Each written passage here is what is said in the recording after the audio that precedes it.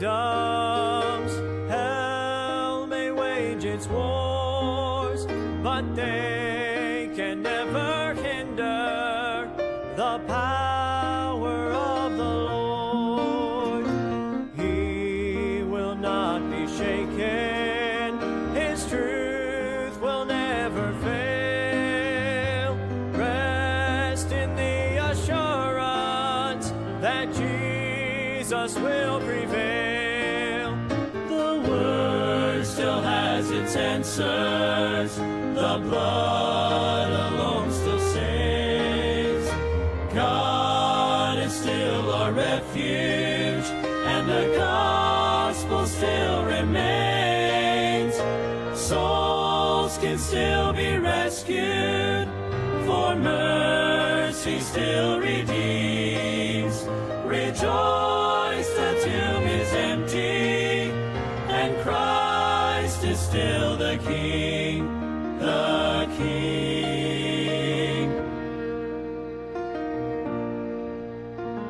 Never be discouraged, or let your heart forget. There is hope and victory, for Jesus conquered death. He'll return in power, but till that glorious day, lift his banner higher, stand strong and keep the faith. The word still has its answers. The blood alone still saves. God is still our refuge, and the gospel still remains. Souls can still be rescued, for mercy still redeems. Rejoice, the tomb is empty, and Christ is still the King, the King. Oh, unchanging and unmoving, sovereign and supreme, our hope and our salvation, we still declare, we still believe. The word still has its answers. The blood alone still saves. God is still our refuge, and the gospel still remains. Souls can still be rescued, for mercy still redeems. Rejoice, the tomb is empty, and Christ is still the King. Souls can still be rescued, for mercy still redeems. Rejoice, the tomb still empty. Rejoice, the tomb still empty. Rejoice, the tomb still empty. And Christ is still the King. Christ is still the King.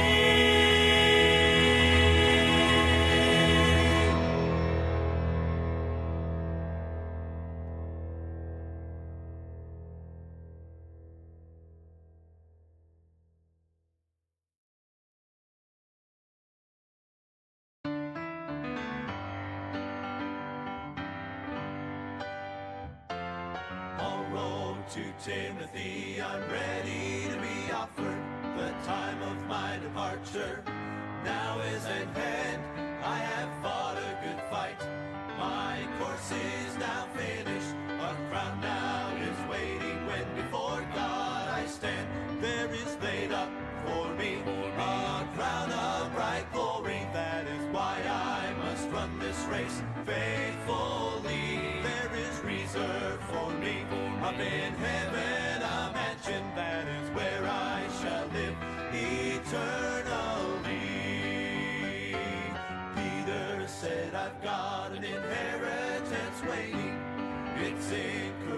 indestructible and fades not away. I am kept by God's power through faith unto salvation. It now is awaiting to be revealed someday.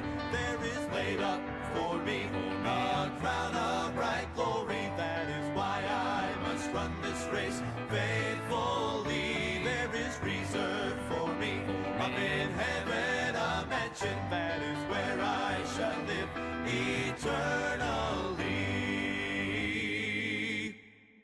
There is laid up for me a crown of bright glory. That is why I must run this race faithfully. There is reserved for me up in heaven a mansion. That is where I shall live eternally. Well, there is reserved for me up in heaven a mansion. That is where I shall live eternally.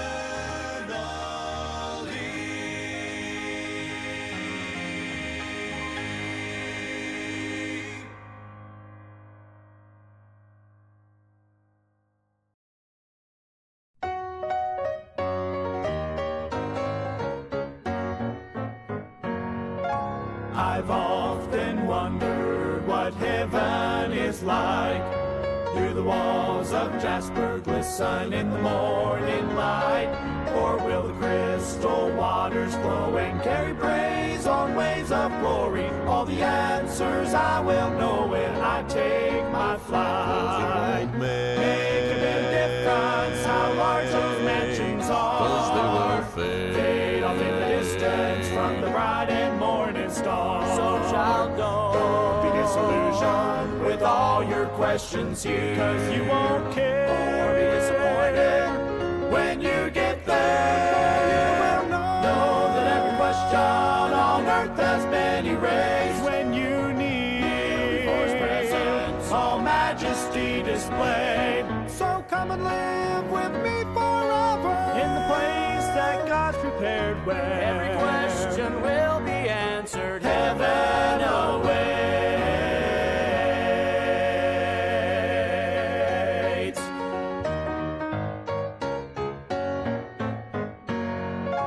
What will heaven's choir be singing when I get home? Will it be a new song never heard here below? Oh, I could ask a million questions, but when I am in His presence, there will be no need for guessing. Then I will know. 'Cause it won't make a bit of difference how large those mansions are. 'Cause they will fade off in the distance from the bright and morning star. So child, Don't be disillusioned with all your questions here, 'cause you won't care or be disappointed when you get there. You will know that every question on earth has been erased when you need before His presence, all majesty displayed. So come and live with me forever in the place that God's prepared, where every question will be answered. heaven awaits. Make a bit of difference how large those mansions are. Fade off in the distance from the bright and morning star. So child, Don't be disillusioned with all your questions here, 'cause you won't care or be disappointed when you get there. When you get there, know that every question on earth has been erased when you need before His presence, all majesty displayed. So come and live with me forever in the place that God's prepared, where every question will be answered. heaven awaits.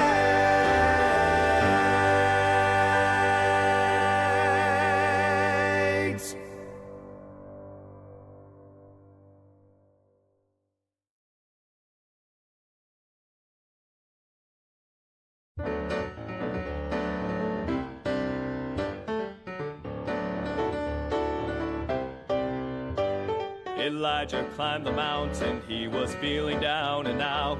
It seemed like he was all alone, the only child of God around. He waited for a great and mighty visit from the Lord.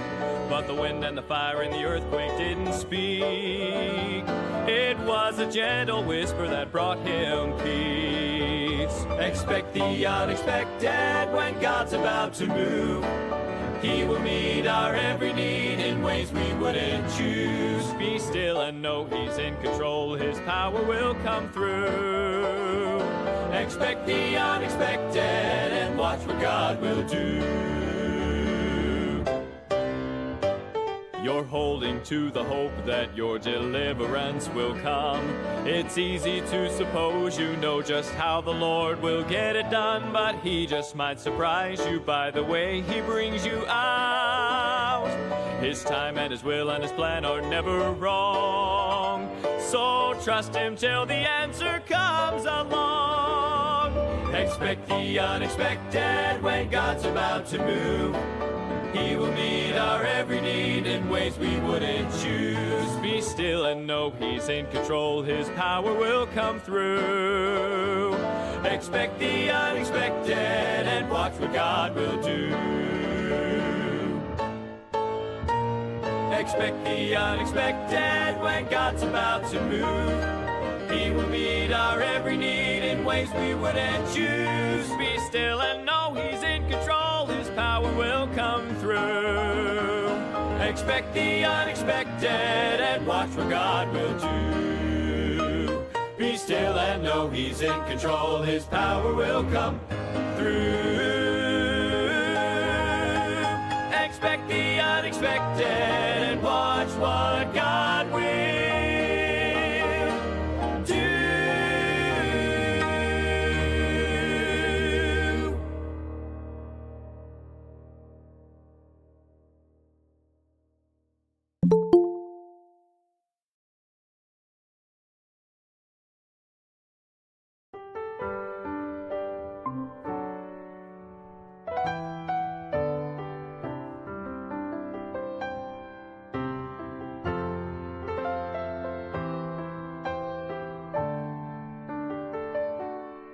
Isaac walked up the mountain, his father by his side, never realizing he would be the sacrifice. And when Abraham raised up his hand to take his child's life, in his heart he must have wondered why. Sometimes God will take us to unexpected places, but in every situation we will find God will provide. God will provide beyond what we imagine, so much more than we can fathom. He will supply, God will provide, when we trust in Him completely and take each step believing like a child. God will provide.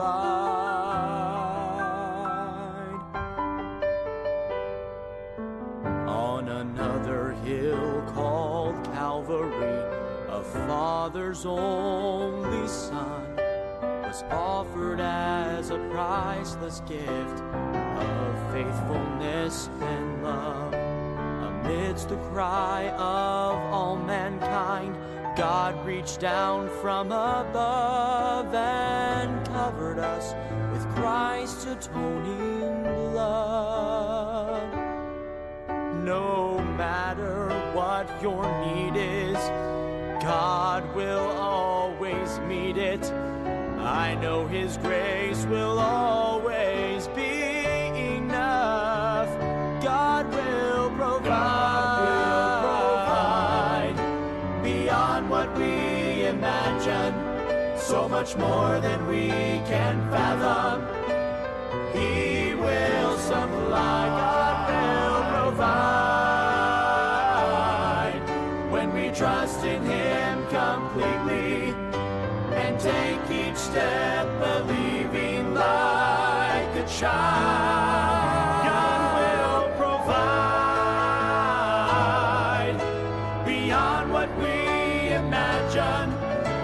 much more than we can fathom. He will supply, God will provide. When we trust in Him completely and take each step believing like a child, God will provide. God will provide.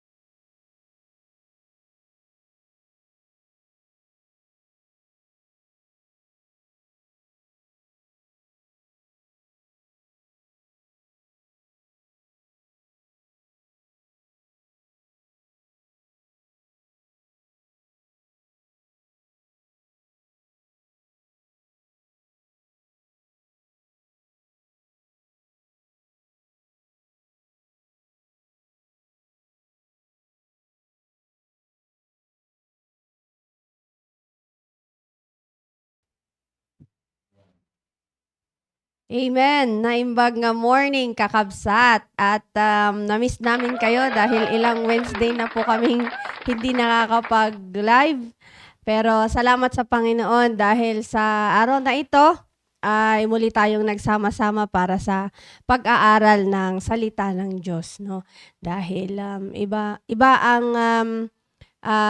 maghapon kung hindi tayo nakatanggap ng mga pagpapala sa umaga na mula sa salita ng Diyos. Kaya ngayon ay enjoy po natin ang ating programang ito, 1 oras. Pero alam ko na marami tayong matututunan ngayong umaga. Yan. So dito sa studio, of course, kasama ko ang aking mga kasamahan na mga naggagandahan. Yan, si Sheila May at si Rhea Fe. Yan. Wala pa yung mga voice namin, sir. Sa Google Meet, of course, andyan si Sir Ariel. Good morning po, Sir Ariel. Hello, good morning. Magandang umaga ulit sa ating lahat and naimbag, nagsapa, kanya tayo amin. Oo nga, so walang kuryente, walang mga ganun. But thank God that this morning is tayo ulit ay nagsama-sama in order for us to walang iba ang ating pakay ngayong umagang ito kung hindi makinig ng salita ng Diyos and to learn from the scriptures once again.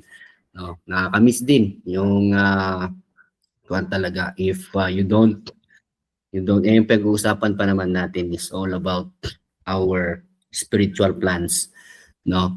And good morning sa ating lahat sa nandito sa ating Facebook Live. Okay, so late kong inopen ang aking kwan, but so far we have 29 na naka-tune in sa ating lahat. So good morning po sa inyong lahat. And batiin ko lang yung mga nakikita ko dito. Ayan, nag-comment din si Ma'am Cherry, Sir Digno, Ma'am Myra, Ma'am Vivian. Ayan, good morning kay Sir Asierto. And Ma'am Joyce. And ayun, sorry, hindi ko talaga late kong na-open eh. But sa ating lahat, magandang umaga, and I hope that this morning is meron ulit tayong mga matututunan from the Word of God. And this is very important, no, as the year starts is wala tayong ibang uunahin ulit kung hindi ang salita ng Diyos. Okay, so before tayo ay magtuloy-tuloy ay tayo muna ay sandaling manalangin. Let us pray.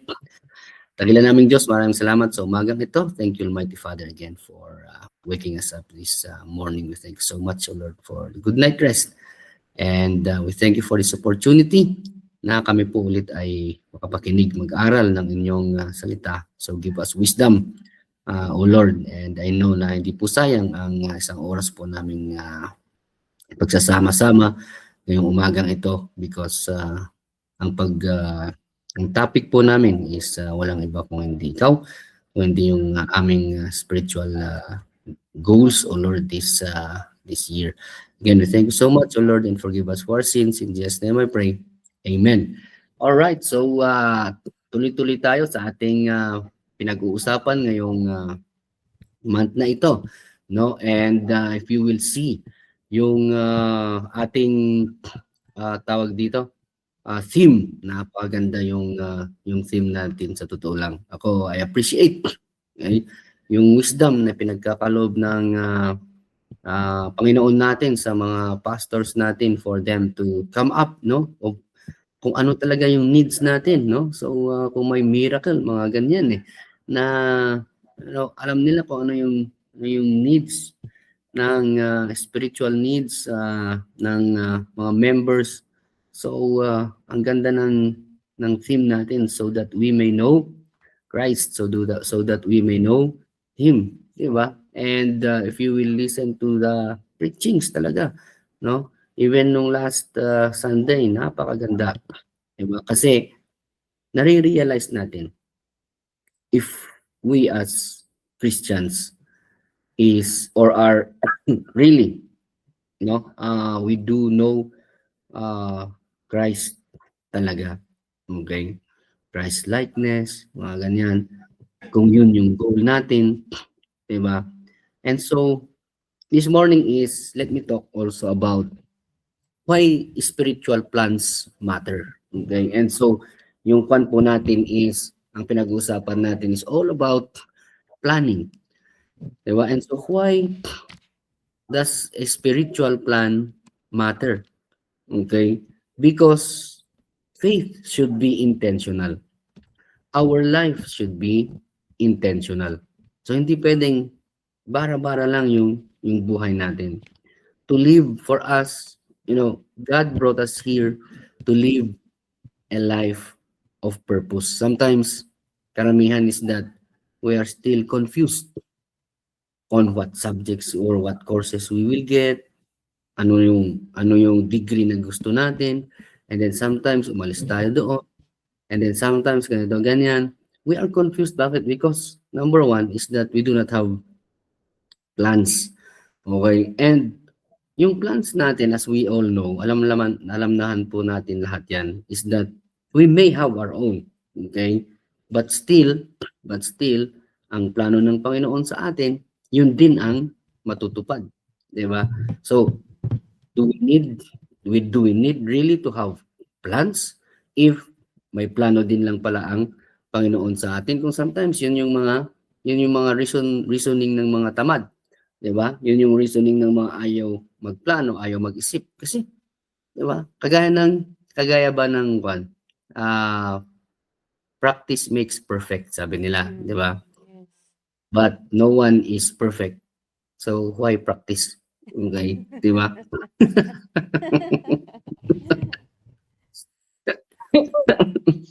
Yan yung mga reasoning ng mga di ba? Pero logically, mali yun. Okay? And practically, sa totoo lang, mali yun. Since nobody is perfect, so why practice? Okay? Parehas din yan. No, if we do not have spiritual plans, parang sasabihin natin na, bakit ako magplano? May plano na nga ang Panginoon sa akin. No. Plans should deepen, okay, our faith. It does not remove our dependence to God. Hindi. But it should deepen. Okay? So, yun yung pag-uusapan natin. And yun ang pinag-uusapan actually natin for how many days already for this month. I think we started this December pa nga . Okay? And so, sabi ko is that in living our life, it must have to be intentional. Okay? Amen. Hindi lang yung ano-ano yung gusto nating gawin. That is why daming confused because we do not know, diba? We do not have any plans in our lives. How we don't have that purpose. Okay? And so dito sa Proverbs chapter 16, okay, verse 3, very familiar verse sa atin. Anong sabi niya? Commit thy works unto the Lord, and thy thoughts shall be established. Okay? So, mauuna. Okay? Diba? So, makinig kayo, we plan our careers, finances, diba? And schedules. And there's nothing wrong with that actually. It's not bad for us to plan this. But often, which is true, okay, we live our spiritual life to chance. Okay? Chances lang, okay. Kung may ako, punta ako ng church, involve ako, hindi siya intentional nga, hindi siya sinasadya. Diba? So, a spiritual life without a plan, maganda to, a spiritual life without a plan is vulnerable to distraction. Okay? Because we don't have a structure or a system. Ano ibig sabihin ng vulnerable to distraction? You don't have goals. Okay? Madaling tayong ma-distract. Madali tayong mawala. Diba? Bakit? Kasi walang plano eh. Kasi wala kang nakikitang structure, wala kang nakikitang system. Amen. Okay? That you should do this on this day. Okay? Nung Monday, totoo lang is that nung Monday, dami ding mga kuhan, kanya lang. And then,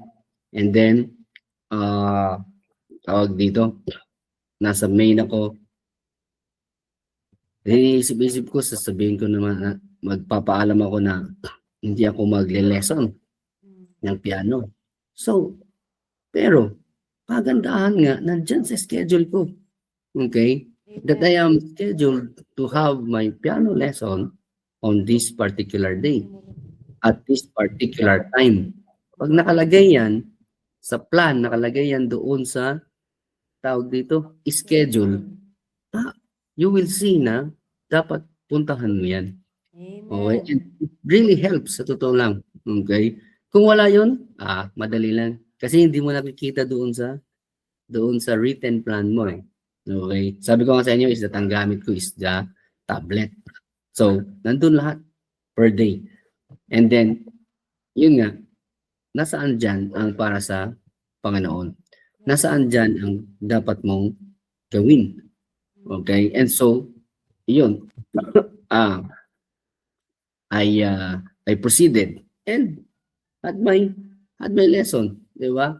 So, you see, kung wala yun, wala na. Pagod na ako. Uwi na ako. Okay? But because you have placed it in your daily na activity, it pushes you. Di ba? Nagawin yun. Rather than wala, blanco, okay, bahala na. Yun ang sinasabi natin dito na you don't have that intentional faith, intentional life. As a matter of fact, nakikita mo dyan nga sa the whole day, hindi ako nakapag-soul-winning. So, ano yung pwede mong gawin para sa Panginoon ngayon? Di ba? Aside from prayer, aside from, and so, ito, lesson ko. Kasi, para sa Panginoon ito gagamitin ko ito para sa ministry, gagamitin ko ito para sa spiritual na upbringing ko. So, nandun. Di ba? Makikita mo na meron kang dapat gawin para sa Kanya. Kasi the whole day, ang ginawa mo para sa trabaho mo. Ang ginawa mo para sa sarili mo. Di ba? So, where is para sa ating Panginoon naman? And so, sabi ko nga kanina is that if we do not have that, we are vulnerable. Madali tayong ma-distract. Di ba? Kasi hindi nakalagay yan hindi, sa totoo lang. Di ba? Sa atin, pati sa amin. Sasabihin nila, wala sa schedule yan. So, schedule ninyo sa bukas. Wala ngayon kahit free ka. Di ba? O, sasabihin na, pwede ba mag-meeting tayo na, hindi natin na-schedule yan So, schedule mo bukas. Okay? Di ba? So, nabasa nating verse, commit thy works. Diba? Unto the Lord. And thy thoughts, diba, shall be established. So, ang makikita natin dito, is that our faith will be intentional. Our life will have a purpose. And our life will be intentional if we commit our works to the Lord's. Proverbs 21:5, anong sabi niya?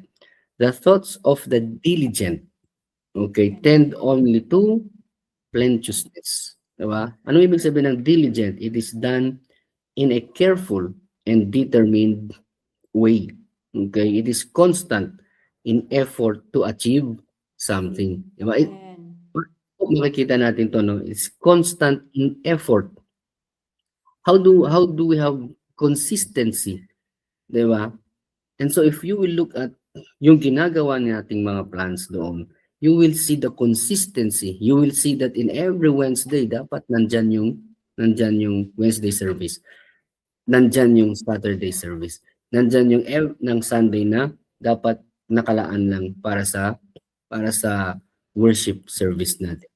Okay? You can see your consistency in the plans that you are making, and we will be amazed. Okay? Actually, we will be amazed na, uy, nasa plano ko this week Wednesday, nakarating ka. Uy, nasa plano ko Saturday, Sunday, nakarating ka. And then, di mo mamalayan, wow, nakikita mo, nagiging consistent ka doon sa ginagawa mo. Okay? Nakita niyo yun, di ba? I hope makikita natin yun lahat, no? Lahat po tayo walang exempted, even us, even me. Okay? And so, a plan is a prayerful, intentional direction that is aligned with God's will. Okay? And so, dito is that planning, sabi ko kanina, does not remove dependence on God, but it deepens it. Okay? So, ang dami na natin narinig, no? About this. That yung planning natin does not remove our dependence. Kasi nga, 'di ba? Tayo is that totoo 'yun. Dependent tayo talaga sa Panginoon. And so we say that we live by faith. Okay? Ang meron tayo is that we live by faith. Everything that we have, it is all by faith. Okay? But you look at that na hindi yun nagiging rason na kung saan hindi tayo nagpaplano sa ating buhay, because that planning is still aligning, okay, to God's will ang mga ginagawa natin. And so a spiritual plan is not about control, but again about alignment. And so ngayon is that pag titignan natin, do I have a direction for my spiritual life this year? Diba? So, tayo lahat is that, ako for example is that anong plano ko in terms of the units na handle ko doon sa school. Pero the question is, how about the direction of my spiritual life this year? Ang kagandahan ng meron tayong theme, okay, na pinag-uusapan at nakikita every time na pupunta tayo is that it provides us the guide. Okay? Provides us the direction of our spiritual life this year. Di ba? Last year, titignan ninyo. Di ba? Commitment tayo. Okay? So, yung theme mismo na yun, dun nyo i-align ang direction natin for this year. That's the very purpose kung bakit meron tayo mga theme. Diba? And so, kung ngayon sa school is that 80th founding anniversary for the whole year. So, lahat ng events, lahat ng activities should be towards and should be related to the theme of the 80th year. Okay? So, pag gumawa kami ng mga activities, lahat aligned yan to the theme. Okay? And so, lahat ng mga hindi siya aligned, hindi yan, tanggalin muna natin yan. The same also sa atin, sa totoo lang. Diba? Now, when in terms of the theme na meron tayo, that I may know Him. Okay? Yun ang tumbukin natin this year. So that at the end of the year, sasabihin natin that, oh, I was able to know Christ. Diba? It sets our direction. It sets our spiritual direction. Di ba? And so, yun ang kagandahan kung meron tayong theme. Kaya, this year is that I will be aligning myself to the theme of knowing Christ. Diba? Because that one will be also my avenue. Okay, so yun yung magiging daan to increase and grow my spiritual life. Okay? And so, kinakuha natin is that, am I growing or just maintaining? That's the very essence kung bakit tayo nandito to talk about whether we are growing, and to answer that question also, we need to plan. Okay? So that we will grow. Okay? All right. So this morning hanggang dun lang muna ako, and next week tutuloy natin on how do we do that, no? And the first thing that we need to do is to examine our spiritual life, examine ourselves. Okay, so sinabi natin na yan noon is that yung status, so that we will know kung nasaan tayo, so that we will know if what other things ang i-grow natin sa ating spiritual life, 'di ba? So this is very important to examine and have a reflection of ourselves. So before we plan forward, we must have to look inward. Okay? So i-explain ko 'yan next week. All right. So kagaya ko ng mga kapwa ko host, alam ko na they are eager also to share kasi na-miss namin ang ilang mga ewan ko kuan nga naitaon kasi na wala, nasa Manila ako, nasa Tarlac si Ma'am Cherry, tapos nag-brown out Wednesday pa, alas 5 pa, ay hindi man lang 5:30 para makapagplan tayo. Ay nako. Okay, so sige, Ma'am Cherry, kayo muna dyan sa studio. Amen. Thank you very much po, sir, sa mga na-share ninyo. At totoo nga yun na, no, yung sinasabi ni Sir Ariel na it depends our dependence on God. Kasi, syempre, ikaw, kung magpaplano ka, kasi gusto mo talaga, may purpose ka meron kang gustong ma-achieve. And, alam mo na doon sa plano mo na yon ay hindi kaya ng pang sarili mo lang because we realize that we are limited. So talagang madidepen talaga yung dependence natin sa Panginoon kasi yung plano natin gusto natin na ma-accomplish, 'di ba? Kaya nga nakakatuwa talaga na yun nga yung sinasabi ni Sir Ariel kanina na intentional yung dapat ginagawa natin sa ating spiritual na buhay. And yun talaga yung isang bagay na nakakalungkot na totoo yun. Lahat pinagpaplanuhan, financial, yung karir mo, yung lahat, pati isusuot mo. Pero bakit parang yung spiritual na buhay natin, tsamba-tsamba na lang, no? Parang, sige, totoo yan. Kung meron akong oras, mamaya, magsisimba. Pero kung wala, pasensya na po. 'Di ba? Pero it should be the other way around, no? Pinaka-importante dapat yung ating spiritual na pamumuhay yung priority nating mai-build. Kaya dito sa Proverbs chapter 24 verse 27 ay basahin po natin ng ayan, I hope may sa mga kasama po natin sa Facebook Live ay hawak-hawak nyo na rin ang inyong mga King James Bible para sabay-sabay po nating basahin yung mga verses dito.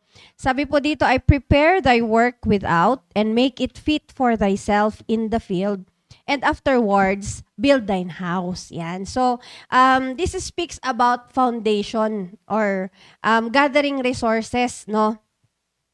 Sa ating pagpaplano, syempre bago natin gawin ang isang bagay ay ipunin muna natin, 'di ba? Ipunin natin kung ano yung mga pangangailangan. And ang sabi nga dito ay prepare thy work without.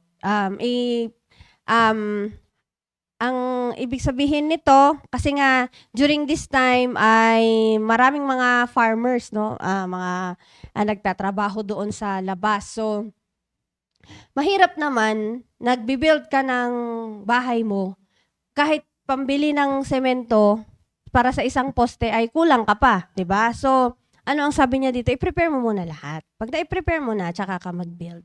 And this is actually speaking about our foundation, no?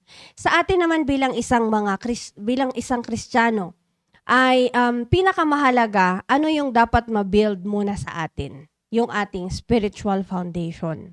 Kaya nga sabi ko kanina, hindi nagkakalayo yung mga sinasabi namin ni Sir Ariel. At kasi ang ano dito, itong verse na ito, it emphasizes talaga yung foundation, no? Makapag-build ka man ng house mo, pero ano naman yung guarantee niyan na magtatagal, 'di ba? Siguro ang ganda-ganda ng pintura, ang gaganda ng mga ilaw mo, pero yung foundation pala ay mahina. So isang pitik lang, sabi ni Sir Ariel, vulnerable, no? Ay wala, isang pitik lang, isang ulan lang or isang hangin lang, bagsak yan kasi walang foundation. Ganon din tayo sa ating spiritual na pamumuhay. Ano ba yung mga pina-prioritize natin, di ba? Priority ba natin yung, of course sa atin, we are taught na magkaroon ng modest apparel, di ba? Kailangan maayos lagi yung ating itsura, laging sinasabi ni Pastor yan, dahil dala-dala mo yung imahe ng Panginoon. Siyempre, pupunta ka doon, sasabihin mong may Diyos ka, pero parang hindi ka pa naliligo, di ba? Pero parang hindi man lang na-plancha yung iyong damit.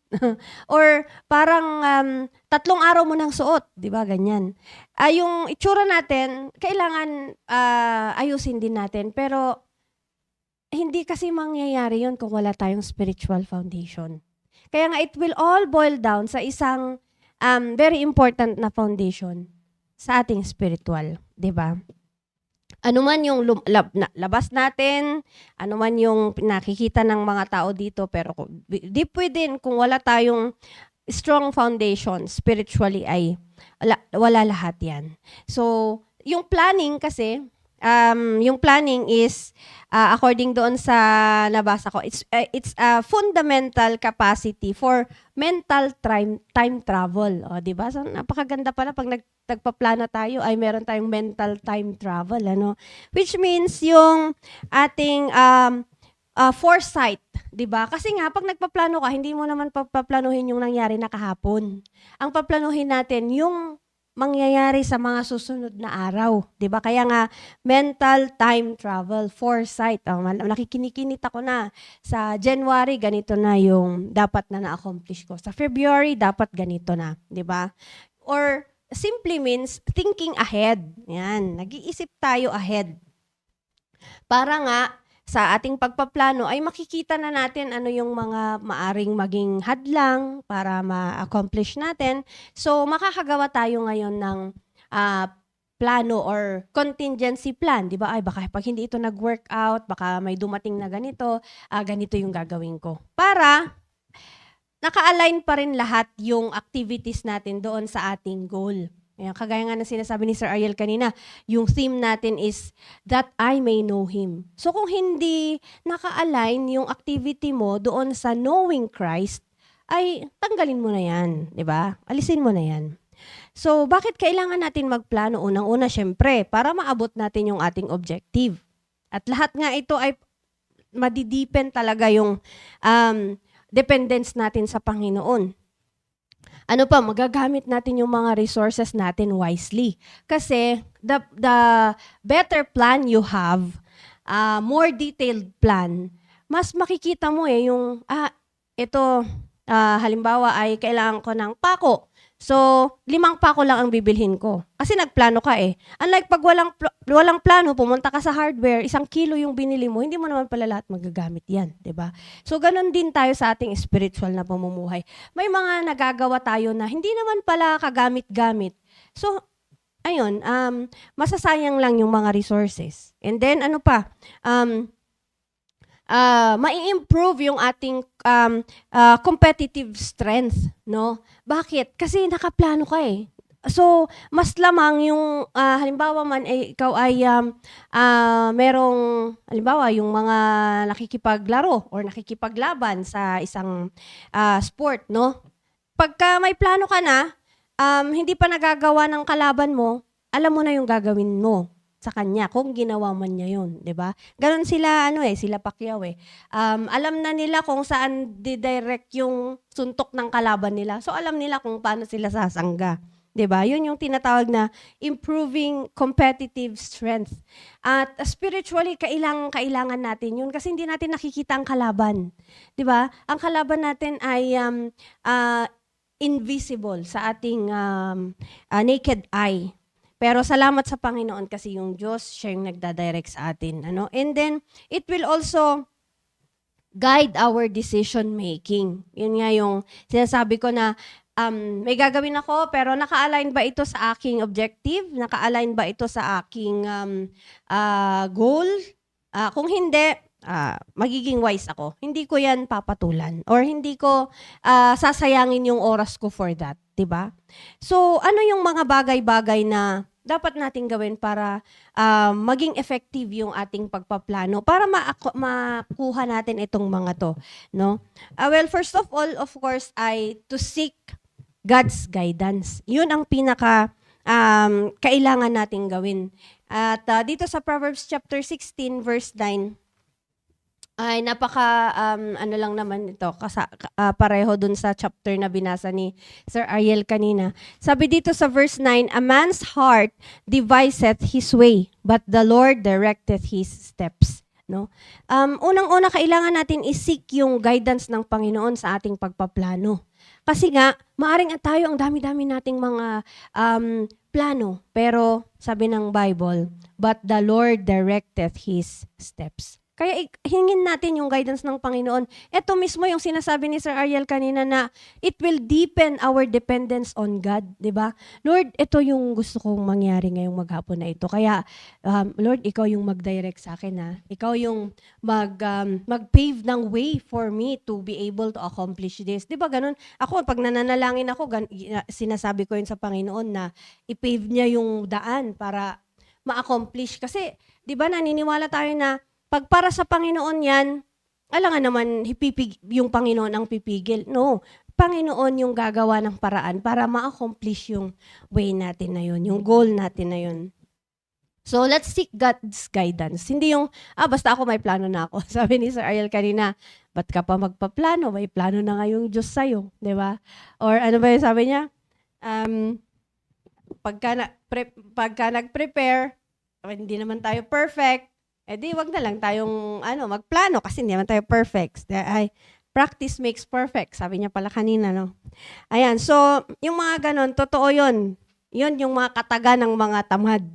Pero salamat sa Panginoon na ilagay tayo sa isang institution na tinuturuan tayo paano mabuhay ng disente, paano mabuhay na may purpose, at paano mabuhay na may naa-accomplish. Ang hirap naman noon talaga, di ba? Humihinga ka, kumakain ka nga, natutulog ka, pero parang hinihintay mo na lang yung kamatayan mo kasi wala ka naman talagang inaasahan na fruit nung iyong ginagawa. Number 2, after seeking God's wisdom, we embrace flexibility in our plans. Anong ibig sabihin nito? Halimbawa na meron kang plano para sa sarili mo, tapos merong programa sa church. Isa-set aside ko muna ito. Pupuntahan ko muna yung programa ng simbahan. Last week ay nagkaroon tayo ng revival.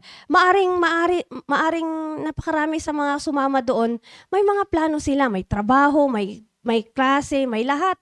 Pero sinet aside muna nila lahat yon. Because I want to know God more. Iniwan muna nila yon, sumama sila sa Tarlac. And honestly, Sir Ariel, ako, sobrang blessed ako.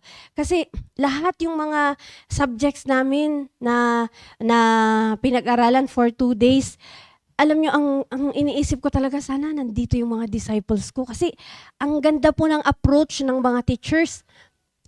Talagang hanggang sa pinakabagong Kristiyano. Halimbawa ay first time niya nung Sunday, tapos nakarating siya noong revival na yon. Very clear yung paglatag nila ng mga doctrines at kumbaga yung approach ba ay talagang pang grade 1 na approach para lang maabot yung hanggang sa pinaka-bagong Kristiyano. Kaya sabi ko, Lord, thank you. Ang ginawa ko, ni-record ko at nag-take down notes ako. Sabi ko, ito yung isi-share ko sa aking mga disciples. Pero sabi ni Sir Bernard, bawal mag-record. Pero after ng pagsasalita niya, nilapitan ko siya, sir, gusto ko talagang gustong-gusto ko talaga itong mga subjects na to. Pwede ba, sir, personal lang na panggamit ko ito? Inirecord ko po kasi kayo, sabi ko. Pero kung ayaw nyo, buburahin ko. Hindi ko pa po sinave, sabi ko. No problem, sabi niya. Kung para sa'yo lang, go, sabi niya sa akin. Tuwang-tuwa ako na ganun yung nangyari doon sa revival. And totoo yun, no? May mga schedules. Set aside mo muna yan kasi may mas magandang schedule na dapat mong gawin. Diba? So, you embrace flexibility. Pero hindi ko sinasabi dito na ako may simba, tapos may kailangan kang work, tanggalin mo muna yung pagsisimba at doon ka muna sa trabaho. Hindi maganda yun. Ang flexibility natin dapat towards obeying pa rin yung God's will. And then yung prioritize God's will over desire. Yan. Kailangan yun. Kaya nga dito sinasabi natin dito na prepare thy work without and make it fit for thyself in the field. Then afterwards, build thine house. Ano yung unang-una mong gawin? I-prioritize mo muna yung para sa Panginoon. Pagka founded ka na, matibay ka na spiritually, sige, mag-build ka na ng house mo. Diba? And then, of course, doon sa Psalms chapter 127 verse 1, yung lagi nating naririnig, diba, na patungkol sa pagbibuild, ay, ang sabi nga dito, ano ba yun? Ang sabi dito sa 127, except the Lord build the house, they labor in vain that build it. Diba? Dapat priority lagi Diyos. Meron kang gagawin, priority mo lagi ang Diyos over your desire, no? Kasi yung desire natin, most of the time, pag ang desire natin hindi para sa Diyos, hindi lang most of the time, but surely, distraction yung kakalabasan natin dyan. And then, of course, last is being open to correction and redirection. Kailangan ay open tayo sa ating mga advisors, 'di ba? Halimbawa ay meron kang nagawa and then may nag-correct sa'yo, may nag-advise sa'yo para ma-redirect ka doon sa goal mo to know God more. Mali pala ako doon. So, susunod ako. 'Di ba? Sabi dito sa Proverbs chapter 15 verse 22, without counsel, purposes are disappointed. No? But in the multitude of counselors, they are established. Kaya, kailangan magpa-correct din tayo. May mga times kasi na kulang yung foresight natin ba? So, may mga taong nakakakita sa atin, pag kinorek tayo, whatever way man yan, pagalit man yan, or minsan, di ba, pagalit, or hindi mo natanggap masyado na maganda. Pero kung nakikita mo naman na, uy, ikabubuti ko to uy, ikakalago ko ito, at lalong matutulungan ako nito para ma-accomplish yung purpose ka, bakit hindi natin kunin, di ba? We have to be open to correction. And yung rule nga for our plan, isang rule sa plano natin ay make a plan and execute your plan, di ba? Kasi gumagawa ka ng plano, hindi mo pa naman pala planong i-execute, di wala din. Di ba? So, make a plan and execute your plan. Yung sinabi ni Sir Ariel kanina, hindi sana ako maglileso ng piano. Pero nandun nakasulat. So, bakit mo pa ginawa yung schedule mo kung nandun na nga, nakasulat, tapos ayaw naman pala nating gawin, di ba? So, totoo yun, no? Kaya nga, napaka-importante na sa ating pagpaplano, ay may desire talaga tayo na ma-accomplish ito. Hindi lang para pagka nagtanong si pastor kung may nakasulat ka, merong ipapakita. Dapat wala na tayo sa ganong kalagayan. Sana umalis na tayo doon sa nagpi-please lang tayo ng tao. Napakaganda dahil nakita mo na ito yung ikakalago mo, gagawin mo. Kasi unang-una, ang magbe-benefit, ikaw din naman. At napakaganda, nagbe-benefit ka na, natutuwa pa yung Diyos sa'yo. Dahil nakikita niya na seryoso ka sa ginagawa mo kasi nagpaplano ka. 'Di ba? Kaya it is always best to plan one's work and work one's plan. Yan. So, ako ngayon, sa aking pagtatapos, kasi last Wednesday, hindi ko alam kung sa February ay meron tayong bagong topic, pero isa sa mga naging goal ko sa aking pagdi-disciple is to be with them more. Nabasa ko nga doon sa Romans, yan. Sa Romans chapter 1, nung nag-aaral ako kahapon habang hinihintay ko yung mga estudyante ko sa kanilang quiz, no? Yun, nagbabasa ako ng Book of Romans. At yun nga yung nakita ko talaga dito, na si Paul, kaya ganun siya ka-effective na discipler. Kasi talagang nilaan niya talaga yung oras niya para sa kanila. Dito sa Romans chapter 1, verses 10 and 11, dito ako magtatapos. Sabi niya dito, making request, if by any means now at length I might have a prosperous journey, by the will of God to come unto you. Dependence on God, di ba? And for I long to see you, that I may impart unto you some spiritual gift, to the end ye may be established. So ito yung dapat nating gawin sa ating discipleship. Ako yung talaga yung plinano ko, yung sinasabi ko sa Panginoon, Lord, give me more time for my disciples. Gusto ko yung lagi ko silang kasama, at every time na makakasama ko sila, wala akong ibang sasabihin sa kanila kundi kung paano sila mas lalong magiging malapit sa Panginoon. So, yun lang po, sir, at maraming salamat po. To God be the glory. Amen, amen. Thank you, Ma'am Cherry.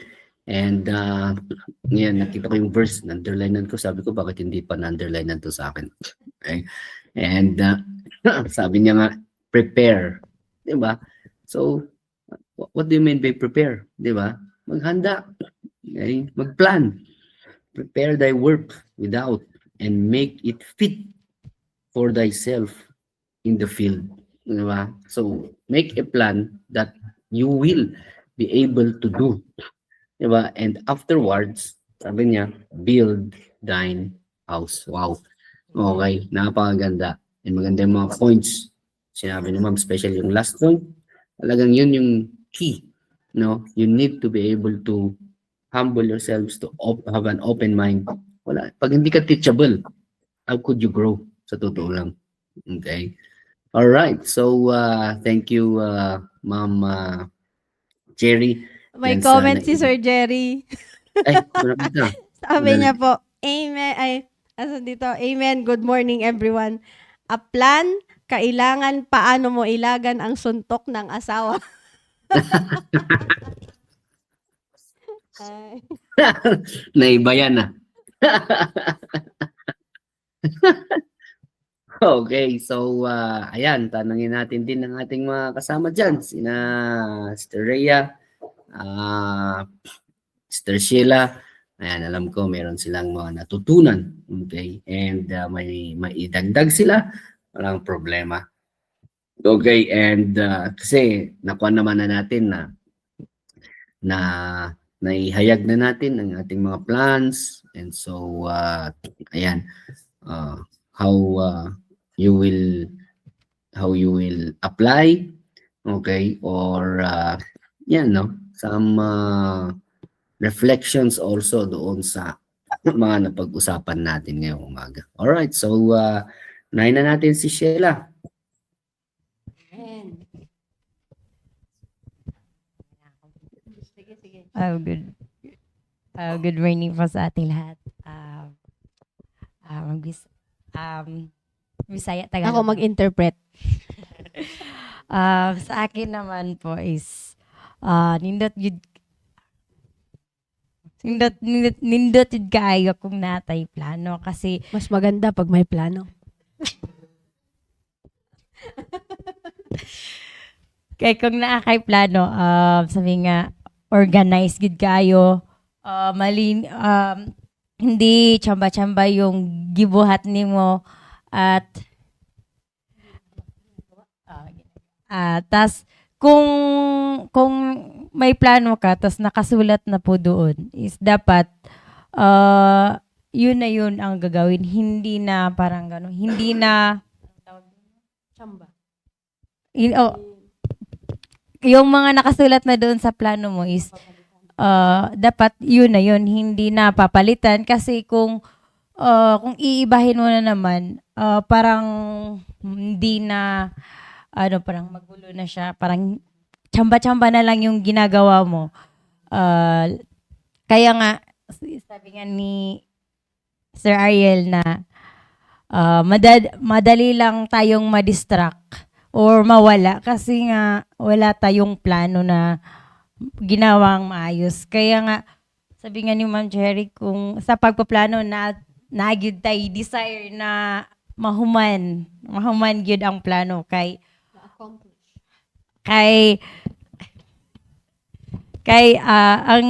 ang pagpaplano natin is para sa Panginoon, para sa gawain niya po. Kaya dapat mas lalago tayo at magpatuloy lang po. Yun lamang po. To God be the glory. Amen. Amen, amen, amen. Oo. So, parang mas nahihirapan bang nagtatagalog si Inday ngayon, ah. Tapos nai-interpret na rin ni Ma'am Cherry, ah.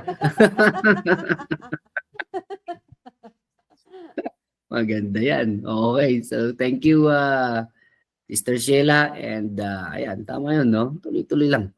Okay. Sige, Baneneng. Bulinaw naman. Nay. Bulinaw daw po, bulinaw. Maabig ka buklas. Oy, joke lang. Good morning po sa ating lahat.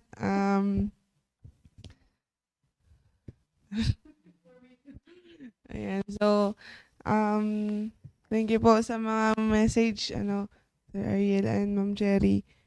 So, napakaganda po yung mga sinabi nila kahit na inaantok. So, sabi nga po kanina ni Sir Ariel na isa rin na sa natutunan ko ay yun nga, our life should be intentional. Ano po?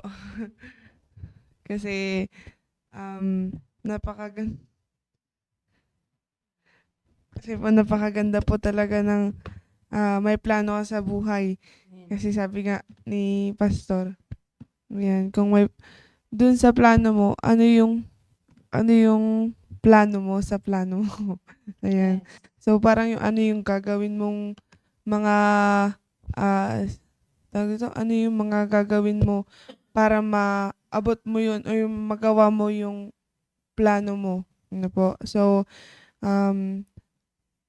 sa akin po, isang example ko na lang din doon yung sabi ni Sir Ariel na pag-aaral ng piano, kung talagang consistent ka sa pag-aaral ng piano, ay parang mabilis kang matuto. So, ako parang nagsi-self-study muna. Ay, akala mo magaling. So, self-study. Yung plano ko po doon na sinabi rin ni Pastor na habang nag-aaral yung mga estudyante, habang ako nabagsak ay mag-aaral ako ng piano. Ano po.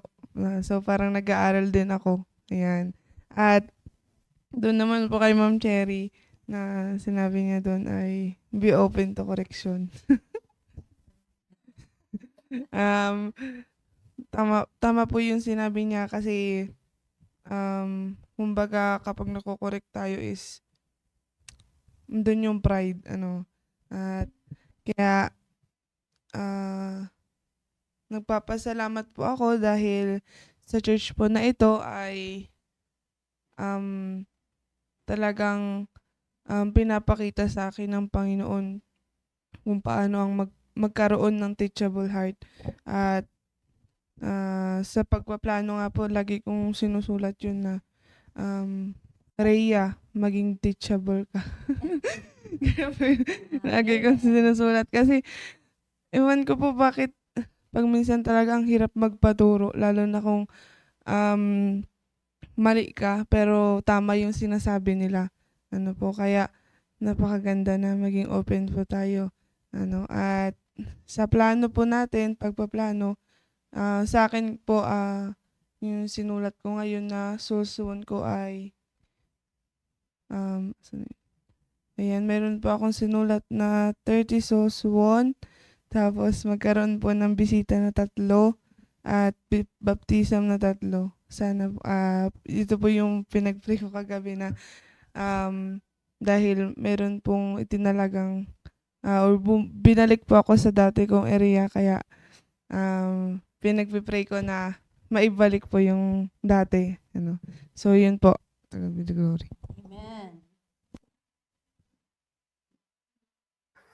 Amen, amen. And nagsisimula talaga sa kanyan, no? Teachable, open to correction. And hindi lang yung kung sometimes kasi, open tayo.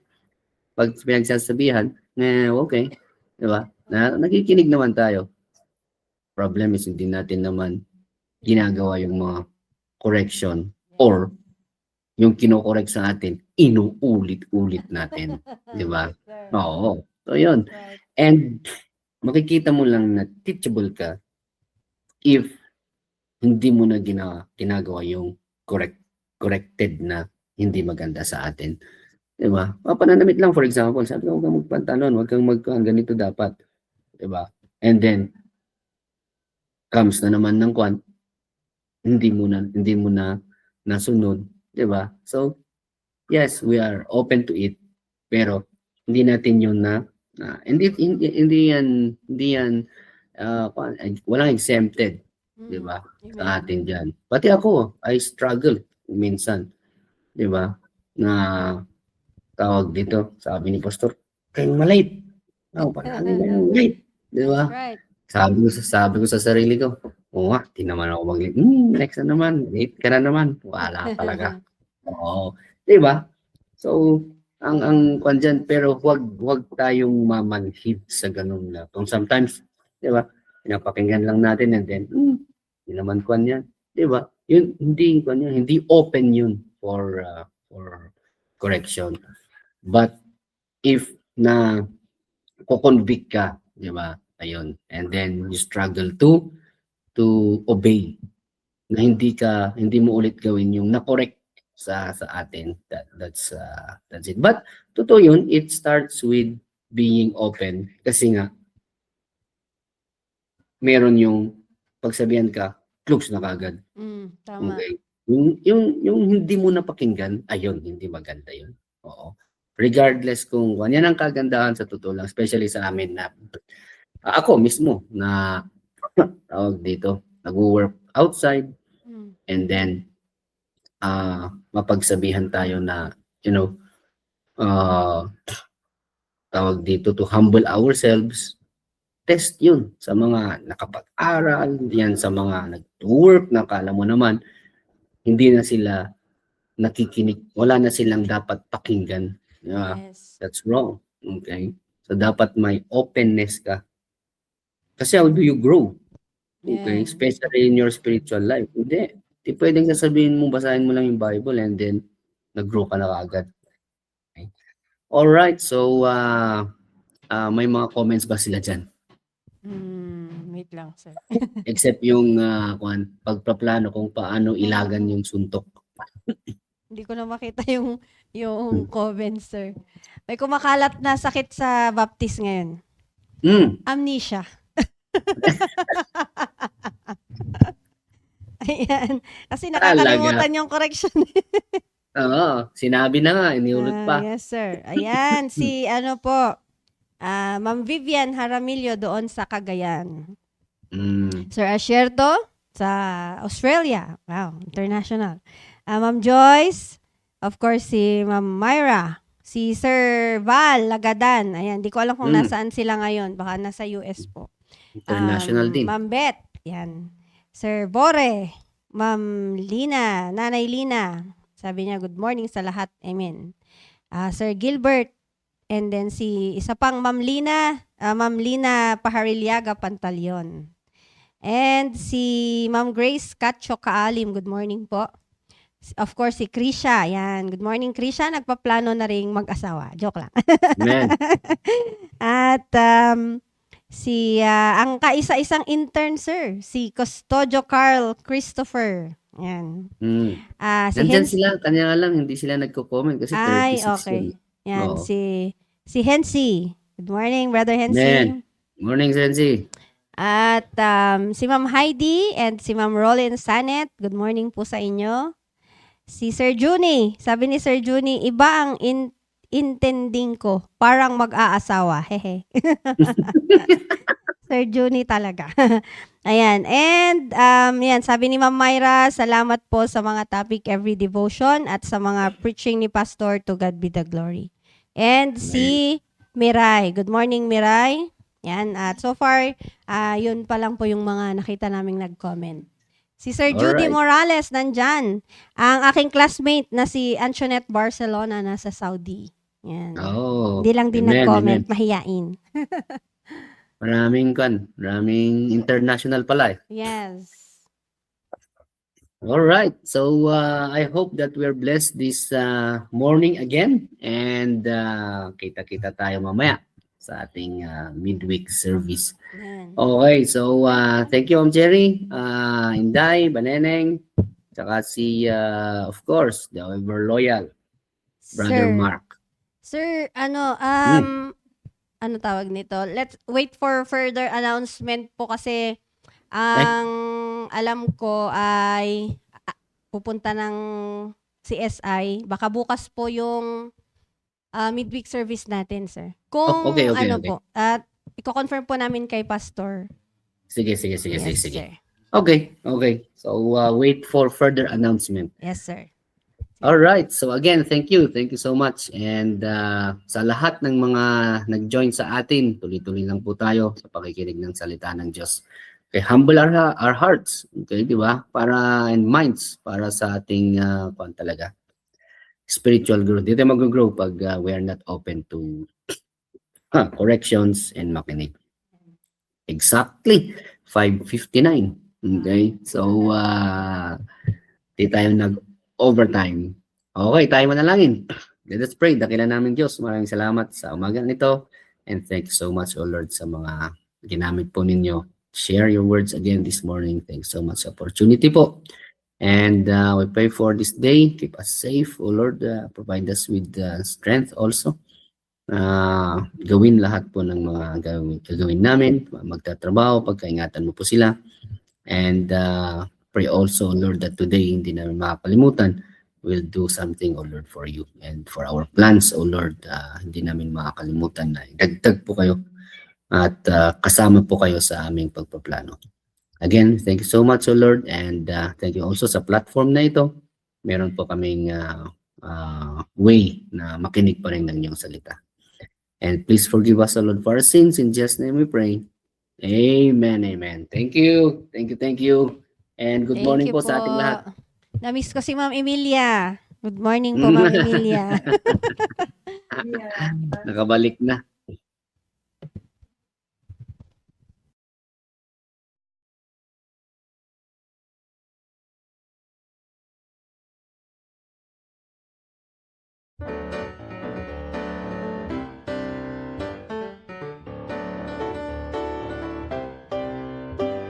Elijah climbed the mountain, he was feeling down and out. It seemed like he was all alone, the only child of God around. He waited for a great and mighty visit from the Lord. But the wind and the fire and the earthquake didn't speak. It was a gentle whisper that brought him peace. Expect the unexpected when God's about to move. He will meet our every need in ways we wouldn't choose. Be still and know he's in control, his power will come through. Expect the unexpected and watch what God will do.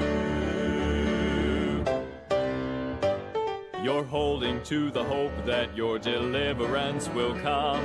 It's easy to suppose you know just how the Lord will get it done, but He just might surprise you by the way He brings you out. His time and His will and His plan are never wrong, so trust Him till the answer comes along. Expect the unexpected when God's about to move. He will meet our every need in ways we wouldn't choose. Be still and know He's in control. His power will come through. Expect the unexpected and watch what God will do. Expect the unexpected when God's about to move. He will meet our every need in ways we wouldn't choose. Be still and know He's in control. His power will come through. Expect the unexpected and watch what God will do. Be still and know He's in control. His power will come through. Expect the unexpected and watch what God will